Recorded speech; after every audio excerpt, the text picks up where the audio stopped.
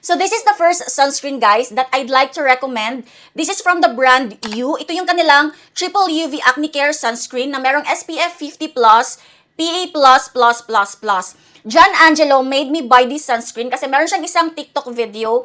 He rave about this. Ang sabi niya na if you have oily, pawisin skin, or if you are acne prone, and you're looking for an ultra lightweight na sunscreen, matte ang finish, walang white cast, hindi malagkit, this sunscreen is for you. And true enough, nung tinry ko po ito, nung around March, guys, actually paubos na nga itong mga kapatid, as you can see. As in legit talaga, this is also fast absorbing and can be used under makeup. This is a chemical type na sunscreen and it's also broad spectrum, meaning you are protected against from UVA and UVB. And to be exact, meron po itong 3 strong, modern, and photostable na sunscreen filters. Ilalagay ko po dito sa screen for your reference. Aside sa napaka-reliable na mga sunscreen filters na nilagay po nila sa product na to, ang isa sa mga nagustuhan ko na quality din about this sunscreen is napaka-friendly niya sa merong mga acne-prone skin. Kasi this contains zinc PCA for oil control. Meron din po itong salicylic acid that help unclog pores. Centella asiatica for soothing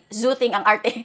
For soothing. And based on my research, guys, this also contains Ocimene 5-ol, an antimicrobial ingredient. So as you can see, guys, yung formulation po ng product na to, as in pinag-isipan talaga, hindi siya putyo-putyo, mga kapatids. This is dermatologically tested, zero alcohol, no parabens, no mineral oil. This is not fragrance-free, but the scent is very mild, not disturbing at all. This can be used by both adults and teenagers. And ang retail price nito ay nasa mga around 265 pesos for 30 grams. And I want you to know na this is made in China. So overall, itong sunscreen na to, this is best to those talaga na merong oily, acne-prone, and pawisin na skin.